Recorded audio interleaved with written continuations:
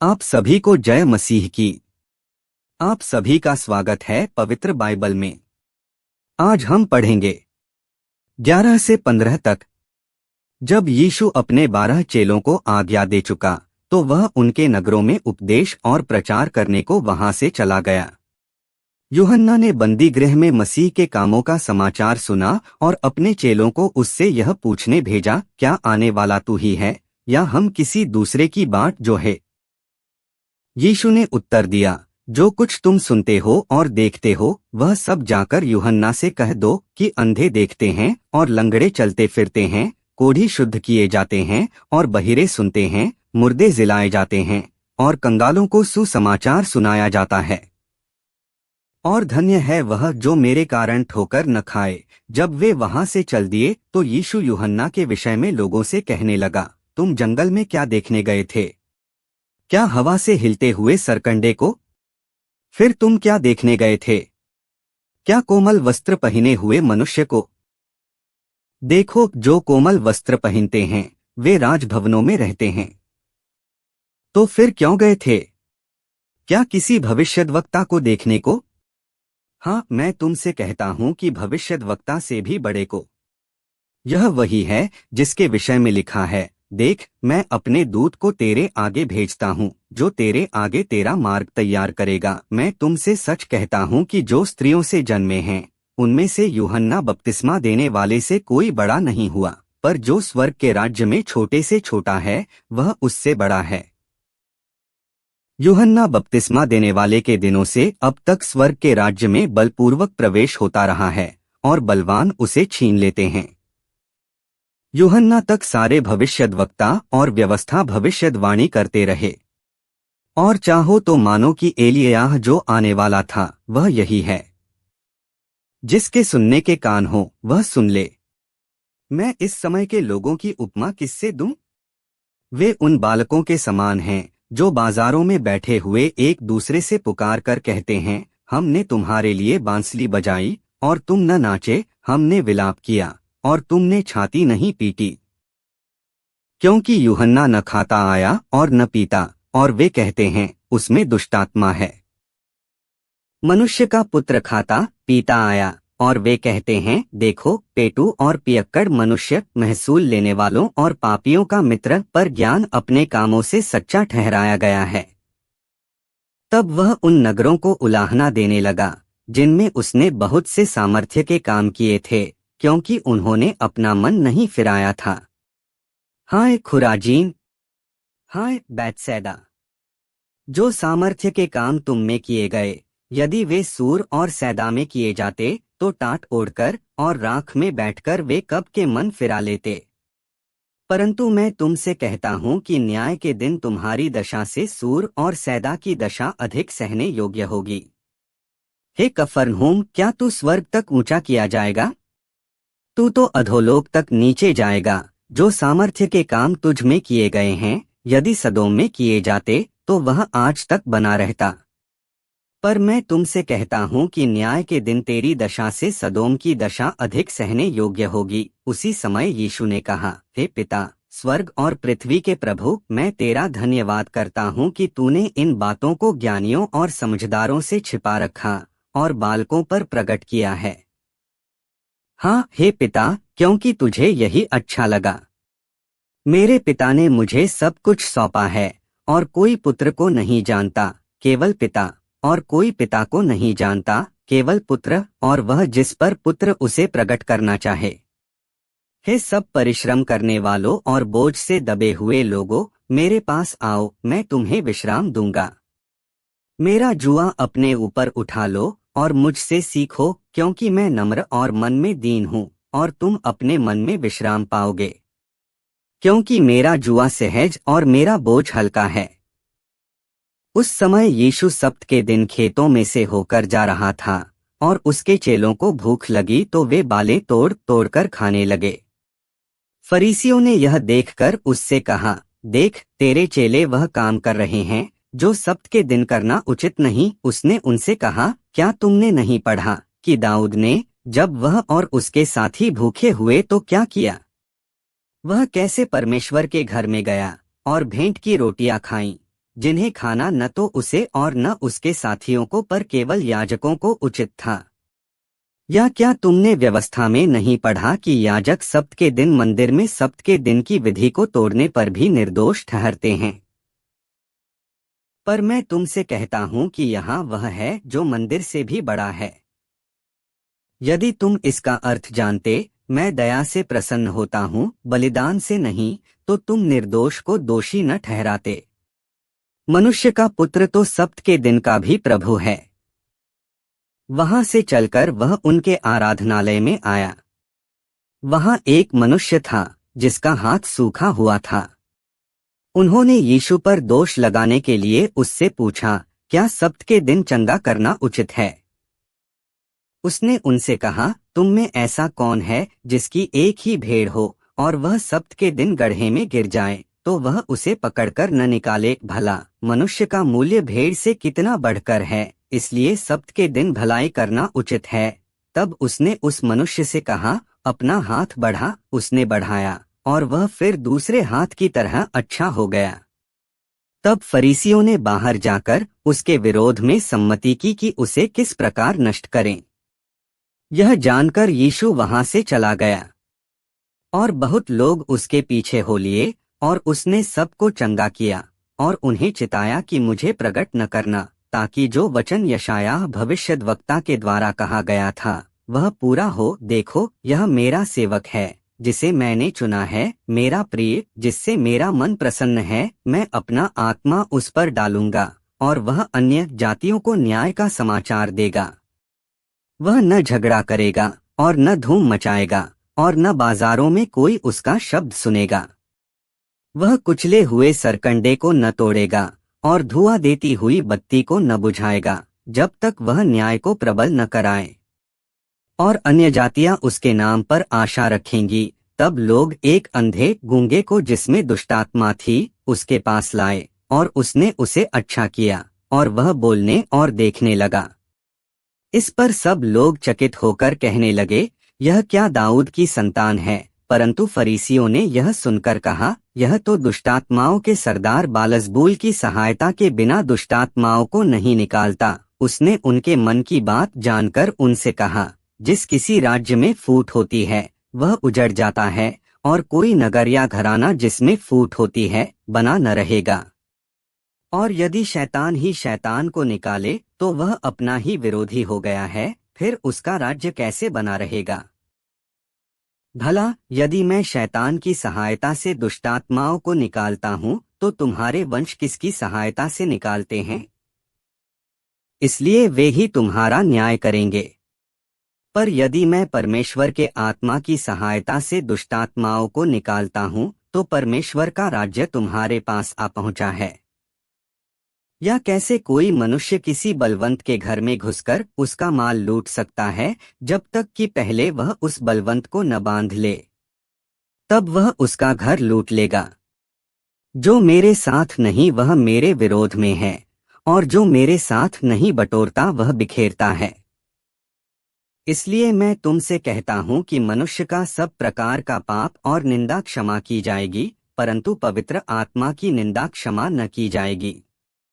जो कोई मनुष्य के पुत्र के विरोध में कोई बात कहेगा, उसका यह अपराध क्षमा किया जाएगा, परंतु जो कोई पवित्र आत्मा के विरोध में कुछ कहेगा, उसका अपराध न तो इस लोक में और न परलोक में क्षमा किया जाएगा। यदि पेड़ को अच्छा कहो तो उसके फल को भी अच्छा कहो, या पेड़ को निकम्मा कहो तो उसके फल को भी निकम्मा कहो, क्योंकि पेड़ अपने फल ही से पहचाना जाता है। हे सांप के बच्चों, तुम बुरे होकर कैसे अच्छी बातें कह सकते हो? क्योंकि जो मन में भरा है वही मुंह पर आता है। भला मनुष्य मन के भले भंडार से भली बातें निकालता है, और बुरा मनुष्य बुरे भंडार से बुरी बातें निकालता है। और मैं तुमसे कहता हूँ कि जो जो निकम्मी बातें मनुष्य कहेंगे, न्याय के दिन वे हर एक उस बात का लेखा देंगे। क्योंकि तू अपनी बातों के कारण निर्दोष और अपनी बातों ही के कारण दोषी ठहराया जाएगा। इस पर कुछ शास्त्रियों और फरीसियों ने उससे कहा, हे गुरु, हम तुझसे एक चिन्ह देखना चाहते हैं। उसने उन्हें उत्तर दिया, इस युग के बुरे और व्यभिचारी लोग चिन्ह ढूंढते हैं, परंतु योना भविष्यद्वक्ता के चिन्ह को छोड़ कोई और चिन्ह उनको न दिया जाएगा। योना 3 रात दिन जल जंतु के पेट में रहा, वैसे ही मनुष्य का पुत्र 3 रात दिन पृथ्वी के भीतर रहेगा। नीनवे के लोग न्याय के दिन इस युग के लोगों के साथ उठकर उन्हें दोषी ठहराएंगे, क्योंकि उन्होंने योना का प्रचार सुनकर मन फिराया, और देखो यहाँ वह है जो योना से भी बड़ा है। दक्षिण की रानी न्याय के दिन इस युग के लोगों के साथ उठकर उन्हें दोषी ठहराएगी, क्योंकि वह सुलैमान का ज्ञान सुनने के लिए पृथ्वी के छोर से आई, और देखो यहाँ वह है जो सुलैमान से भी बड़ा है।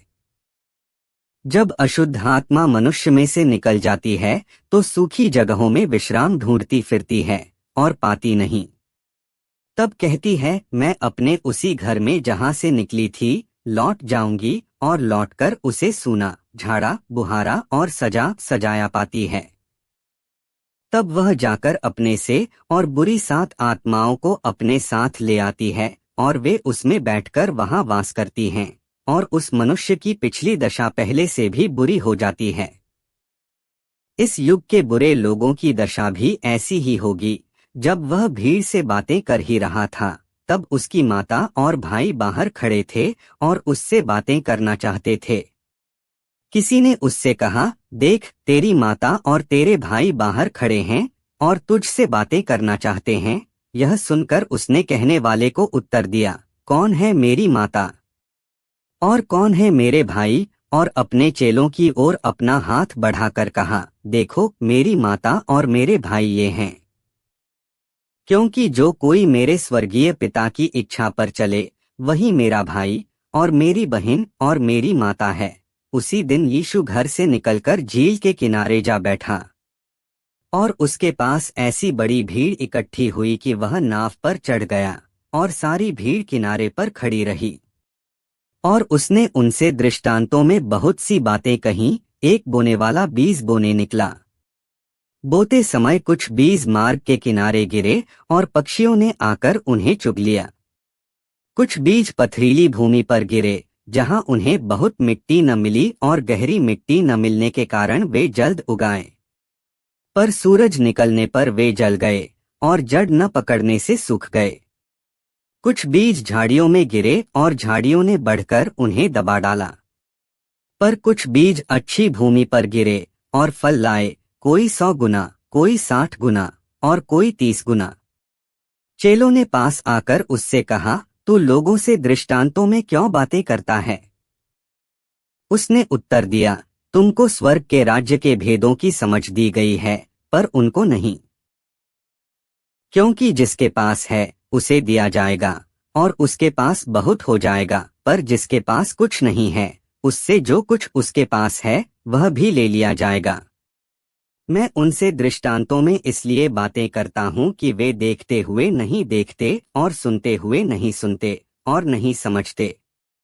उनके विषय में यशायाह की यह भविष्यद्वाणी पूरी होती है, तुम कानों से तो सुनोगे पर समझोगे नहीं, और आँखों से तो देखोगे पर तुम्हें न सूझेगा। क्योंकि इन लोगों का मन मोटा हो गया है और वे कानों से ऊंचा सुनते हैं और उन्होंने अपनी आंखें मूंद ली हैं, कहीं ऐसा न हो कि वे आंखों से देखें और कानों से सुनें और मन से समझें और फिर जाएं और मैं उन्हें चंगा करूं। पर धन्य हैं तुम्हारी आंखें कि वे देखती हैं और तुम्हारे कान कि वे सुनते हैं। क्योंकि मैं तुमसे सच कहता हूँ कि बहुत से भविष्यद्वक्ताओं ने और धर्मियों ने चाहा कि जो बातें तुम देखते हो देखें पर न देखीं, और जो बातें तुम सुनते हो सुने पर न सुनी। अब तुम बोने वाले के दृष्टांत का अर्थ सुनो। जो कोई राज्य का वचन सुनकर नहीं समझता, उसके मन में जो कुछ बोया गया था उसे वह दुष्ट आकर छीन ले जाता है। यह वही है जो मार्ग के किनारे बोया गया था। और जो पथरीली भूमि पर बोया गया, यह वह है जो वचन सुनकर तुरंत आनंद के साथ मान लेता है, पर अपने में जड़ न रखने के कारण वह थोड़े ही दिन का है, और जब वचन के कारण क्लेश या उपद्रव होता है तो तुरंत ठोकर खाता है। जो झाड़ियों में बोया गया, यह वह है जो वचन को सुनता है, पर इस संसार की चिंता और धन का धोखा वचन को दबाता है और वह फल नहीं लाता। जो अच्छी भूमि में बोया गया, यह वह है जो वचन को सुनकर समझता है और फल लाता है, कोई 100 गुना, कोई 60 गुना और कोई 30 गुना। यीशु ने उन्हें एक और दृष्टांत दिया, स्वर्ग का राज्य उस मनुष्य के समान है जिसने अपने खेत में अच्छा बीज बोया। पर जब लोग सो रहे थे तो उसका शत्रु आकर गेहूं के बीच जंगली बीज बोकर चला गया। जब अंकुर निकले और बालें लगीं तो जंगली दाने के पौधे भी दिखाई दिए। इस पर गृहस्थ के दासों ने आकर उससे कहा, हे स्वामी, क्या तूने अपने खेत में अच्छा बीज न बोया था? फिर जंगली दाने के पौधे उसमें कहां से आए? उसने उनसे कहा, यह किसी शत्रु का काम है। दासों ने उससे कहा, क्या तेरी इच्छा है कि हम जाकर उनको बटोर लें? उसने कहा, नहीं, ऐसा न हो कि जंगली दाने के पौधे बटोरते हुए तुम उनके साथ गेहूं भी उखाड़ लो। कटनी तक दोनों को एक साथ बढ़ने दो, और कटनी के समय मैं काटने वालों से कहूंगा कि पहले जंगली दाने के पौधे बटोरकर जलाने के लिए उनके गट्ठे बांध लो और गेहूं को मेरे खत्ते में इकट्ठा करो। उसने उन्हें एक और दृष्टांत दिया, स्वर्ग का राज्य राई के एक दाने के समान है जिसे किसी मनुष्य ने लेकर अपने खेत में बो दिया। वह सब बीजों से छोटा तो होता है, पर जब बढ़ जाता है तब सब साग पात से बड़ा होता है और ऐसा पेड़ हो जाता है कि आकाश के पक्षी आकर उसकी डालियों पर बसेरा करते हैं। उसने एक और दृष्टांत उन्हें सुनाया, स्वर्ग का राज्य खमीर के समान है जिसको किसी स्त्री ने लेकर 3 पसेरी आटे में मिला दिया और होते होते वह सब खमीरा हो गया। ये सब बातें यीशु ने दृष्टांतों में लोगों से कहीं, और बिना दृष्टांत वह उनसे कुछ न कहता था कि जो वचन भविष्यद्वक्ता के द्वारा कहा गया था वह पूरा हो। मैं दृष्टांत कहने को अपना मुँह खोलूंगा, मैं उन बातों को जो जगत की उत्पत्ति से गुप्त रही हैं प्रकट करूंगा। तब वह भीड़ को छोड़कर घर में आया और उसके चेलों ने उसके पास आकर कहा, खेत के जंगली दाने का दृष्टांत हमें समझा दे। उसने उनको उत्तर दिया, अच्छे बीज का बोने वाला मनुष्य का पुत्र है। खेत संसार है, अच्छा बीज राज्य की संतान और जंगली बीज दुष्ट की संतान है। जिस शत्रु ने उनको बोया वह शैतान है। कटनी जगत का अंत है और काटने वाले स्वर्गदूत हैं। जैसे जंगली दाने बटोरे जाते और जलाए जाते हैं, वैसा ही जगत के अंत में होगा। मनुष्य का पुत्र अपने स्वर्गदूतों को भेजेगा और वे उसके राज्य में से सब ठोकर के कारणों को और कुकर्म करने वालों को इकट्ठा करेंगे और उन्हें आग के कुंड में डालेंगे, जहां रोना और दांत पीसना होगा। उस समय धर्मी अपने पिता के राज्य में सूर्य के समान चमकेंगे। जिसके कान हो वह सुन ले। स्वर्ग का राज्य खेत में छिपे हुए धन के समान है, जिसे किसी मनुष्य ने पाया और छिपा दिया और मारे आनंद के जाकर अपना सब कुछ बेच दिया और उस खेत को मोल ले लिया।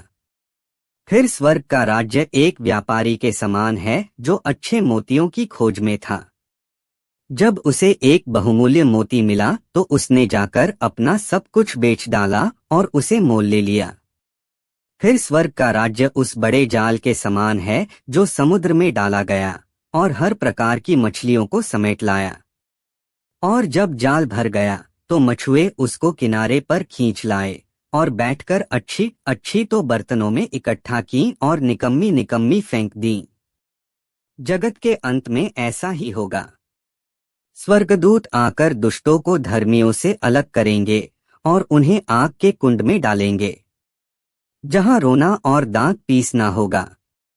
क्या तुमने ये सब बातें समझी? उन्होंने उससे कहा, हाँ। उसने उनसे कहा, इसलिए हर एक शास्त्री जो स्वर्ग के राज्य का चेला बना है उस गृहस्थ के समान है जो अपने भंडार से नई और पुरानी वस्तुएं निकालता है। जब यीशु ये सब दृष्टांत कह चुका तो वहां से चला गया और अपने नगर में आकर उनके आराधनालय में उन्हें ऐसा उपदेश देने लगा कि वे चकित होकर कहने लगे, इसको यह ज्ञान और सामर्थ्य के काम कहाँ से मिले? क्या यह बड़ी का बेटा नहीं? और क्या इसकी माता का नाम मरियम और इसके भाइयों के नाम याकूब, यूसुफ, शमौन और यहूदा नहीं? और क्या इसकी सब बहिनें हमारे बीच में नहीं रहती? फिर इसको यह सब कहाँ से मिला? इस प्रकार उन्होंने उसके कारण ठोकर खाई। पर यीशु ने उनसे कहा, भविष्यद्वक्ता का अपने देश और अपने घर को छोड़ और कहीं निरादर नहीं होता। और उसने वहां उनके अविश्वास के कारण बहुत से सामर्थ्य के काम नहीं किए। उस समय चौथाई देश के राजा हेरोदेस ने यीशु की चर्चा सुनी और अपने सेवकों से कहा, यह यूहन्ना बपतिस्मा देने वाला है।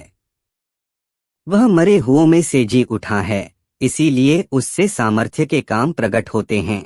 क्योंकि हेरोदेस ने अपने भाई फिलिप्पुस की पत्नी हेरोदियास के कारण यूहन्ना को पकड़कर बांधा और जेल खाने में डाल दिया था। क्योंकि यूहन्ना ने उससे कहा था कि इसको रखना तेरे लिए उचित नहीं है, इसलिए वह उसे मार डालना चाहता था, पर लोगों से डरता था क्योंकि वे उसे भविष्यद्वक्ता मानते थे। पर जब हेरोदेस का जन्मदिन आया तो हेरोदियास की बेटी ने उत्सव में नाच दिखाकर हेरोदेस को खुश किया। इस पर उसने शपथ खाकर वचन दिया, जो कुछ तू मांगेगी मैं तुझे दूंगा। वह अपनी माता के उकसाने से बोली, यूहन्ना बपतिस्मा देने वाले का सिर थाल में यहीं मुझे मंगवा दे। राजा दुखी हुआ, पर अपनी शपथ के और साथ बैठने वालों के कारण आज्ञा दी कि दे दिया जाए। और उसने जेल खाने में लोगों को भेजकर यूहन्ना का सिर कटवा दिया और उसका सिर थाल में लाया गया और लड़की को दिया गया, जिसे वह अपनी माँ के पास ले गई। तब यूहन्ना के चेले आए और उसके शव को ले जाकर गाड़ दिया और जाकर यीशु को समाचार दिया। जब यीशु ने यह सुना तो वह नाव पर चढ़कर वहां से किसी सुनसान जगह को एकांत में चला गया। लोग यह सुनकर नगर नगर से पैदल ही उसके पीछे हो लिए। उसने निकलकर एक बड़ी भीड़ देखी और उन पर तरस खाया और उनके बीमारों को चंगा किया। जब सांझ हुई तो उसके चेलों ने उसके पास आकर कहा, यह सुनसान जगह है और देर हो रही है, लोगों को विदा किया जाए कि वे बस्तियों में जाकर अपने लिए भोजन मोल लें। पर यीशु ने उनसे कहा, उनका जाना आवश्यक नहीं, तुम ही इन्हें खाने को दो। उन्होंने उससे कहा, यहाँ हमारे पास 5 रोटी और 2 मछलियों को छोड़ और कुछ नहीं है। उसने कहा, उनको यहाँ मेरे पास ले आओ। तब उसने लोगों को घास पर बैठने को कहा और उन 5 रोटियों और 2 मछलियों को लिया और स्वर्ग की ओर देखकर धन्यवाद किया और रोटियां तोड़ तोड़कर चेलों को दीं और चेलों ने लोगों को। जब सब खाकर तृप्त हो गए तो चेलों ने बचे हुए टुकड़ों से भरी हुई 12 टोकरियां उठाईं और खाने वाले स्त्रियों और बालकों को छोड़कर 5000 पुरुषों के लगभग थे। तब उसने तुरंत अपने चेलों को नाव पर चढ़ने के लिए विवश किया कि वे उससे पहले पार चले जाएं, जब तक वह लोगों को विदा करे। वह लोगों को विदा करके प्रार्थना करने को अलग पहाड़ पर चला गया और सांझ को वह वहां अकेला था। उस समय नाव झील के बीच लहरों से डगमगा रही थी, क्योंकि हवा सामने की थी। और यीशु रात के चौथे पहर झील पर चलते हुए उनके पास आया। चेले उसको झील पर चलते हुए देखकर घबरा गए और कहने लगे, यह भूत है, और डर के मारे चिल्लाने लगे। तब यीशु ने तुरंत उनसे बातें की और कहा, ढाढ़स बांधो, मैं हूँ, डरो मत।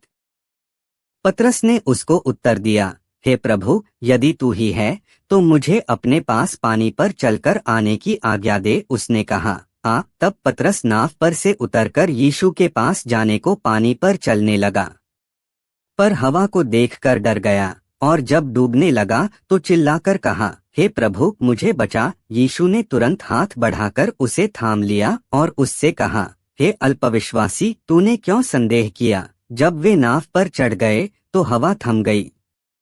इस पर उन्होंने जो नाव पर थे उसे दंडवत करके कहा, सचमुच तू परमेश्वर का पुत्र है। वे पार उतरकर गन्नेसरत में पहुंचे। वहां के लोगों ने उसे पहचान लिया और आसपास के सारे देश में समाचार भेजा और सब बीमारों को उसके पास लाए और उससे विनती करने लगे कि वह उन्हें अपने वस्त्र के आंचल ही को छूने दे, और जितनों ने उसे छुआ वे चंगे हो गए। तब यरूशलेम से कुछ फरीसी और शास्त्री यीशु के पास आकर कहने लगे, तेरे चेले पूर्वजों की परंपराओं को क्यों टालते हैं? कि बिना हाथ धोए रोटी खाते हैं? उसने उनको उत्तर दिया, तुम भी अपनी परंपराओं के कारण क्यों परमेश्वर की आज्ञा टालते हो? क्योंकि परमेश्वर ने कहा है, अपने पिता और अपनी माता का आदर करना, और जो कोई पिता या माता को बुरा कहे वह मार डाला जाए। पर तुम कहते हो कि यदि कोई अपने पिता या माता से कहे, जो कुछ तुझे मुझसे लाभ पहुंच सकता था वह परमेश्वर को भेंट चढ़ाया जा चुका, तो वह अपने पिता का आदर न करे। इस प्रकार तुमने अपनी परंपरा के कारण परमेश्वर का वचन टाल दिया। हे कपटियों, यशायाह ने तुम्हारे विषय में यह भविष्यवाणी ठीक ही की है। ये लोग होठों से तो मेरा आदर करते हैं, पर उनका मन मुझसे दूर रहता है, और ये व्यर्थ मेरी उपासना करते हैं, क्योंकि मनुष्यों की विधियों को धर्मोपदेश करके सिखाते हैं। तब उसने लोगों को अपने पास बुलाकर उनसे कहा, सुनो और समझो, जो मुंह में जाता है वह मनुष्य को अशुद्ध नहीं करता, पर जो मुंह से निकलता है वही मनुष्य को अशुद्ध करता है। तब चेलों ने आकर उससे कहा, क्या तू जानता है कि फरीसियों ने यह वचन सुनकर ठोकर खाई? उसने उत्तर दिया, हर पौधा जो मेरे स्वर्गीय पिता ने नहीं लगाया उखाड़ा जाएगा। उनको जाने दो, वे अंधे मार्गदर्शक हैं, और अंधा यदि अंधे को मार्ग दिखाए तो दोनों ही गड्ढे में गिर पड़ेंगे। यह सुनकर पतरस ने उससे कहा, यह दृष्टांत हमें समझा दे। उसने कहा, क्या तुम भी अब तक न समझ हो? क्या तुम नहीं जानते कि जो कुछ मुंह में जाता वह पेट में पड़ता है और संडास से निकल जाता है? पर जो कुछ मुंह से निकलता है वह मन से निकलता है, और वही मनुष्य को अशुद्ध करता है। क्योंकि बुरे विचार, हत्या, परस्त्रीगमन, व्यभिचार, चोरी, झूठी गवाही और निंदा मन ही से निकलती है। ये ही हैं जो मनुष्य को अशुद्ध करती हैं, परंतु हाथ बिना धोए भोजन करना मनुष्य को अशुद्ध नहीं करता। यीशु वहां से निकलकर सूर और सैदा के प्रदेश की ओर चला गया। उस प्रदेश से एक कनानी स्त्री निकली और चिल्लाकर कहने लगी, हे प्रभु, दाऊद की संतान, मुझ पर दया कर, मेरी बेटी को दुष्टात्मा बहुत सता रहा है। पर उसने उसे कुछ उत्तर न दिया। तब उसके चेलों ने आकर उससे विनती की, इसे विदा कर, क्योंकि वह हमारे पीछे चिल्लाती हुई आ रही है। उसने उत्तर दिया, इस्राएल के घराने की खोई हुई भेड़ों को छोड़ मैं किसी के पास नहीं भेजा गया। पर वह आई और यीशु को प्रणाम करके कहने लगी, हे प्रभु, मेरी सहायता कर। उसने उत्तर दिया, लड़कों की रोटी लेकर कुत्तों के आगे डालना अच्छा नहीं। उसने कहा, सत्य है प्रभु, पर कुत्ते भी वह चूरचार खाते हैं जो उनके स्वामियों की मेज से गिरते हैं। इस पर यीशु ने उसको उत्तर दिया, हे स्त्री, तेरा विश्वास बड़ा है। जैसा तू चाहती है तेरे लिए वैसा ही हो। और उसकी बेटी उसी घड़ी से चंगी हो गई। यीशु वहां से गलील की झील के पास आया और पहाड़ पर चढ़कर बैठ गया। तब भीड़ पर भीड़ उसके पास आई। वे अपने साथ लंगड़ों, अंधों, गूंगों, टुंडों और अन्य बहुतों को उसके पास लाए और उन्हें उसके पांवों पर डाल दिया, और उसने उन्हें चंगा किया। जब लोगों ने देखा कि गूंगे बोलते और टुंडे चंगे होते और लंगड़े चलते और अंधे देखते हैं, तो अचंभा करके इस्राएल के परमेश्वर की बड़ाई की।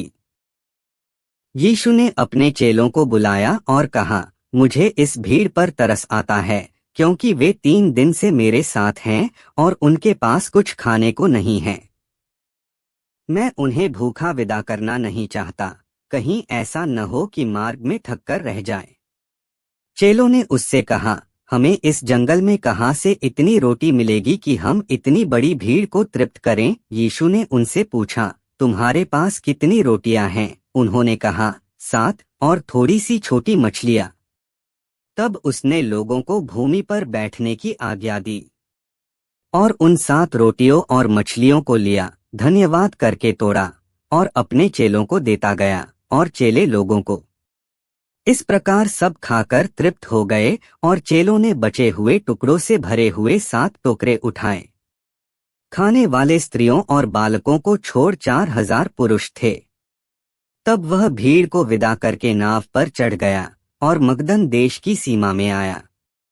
आमीन।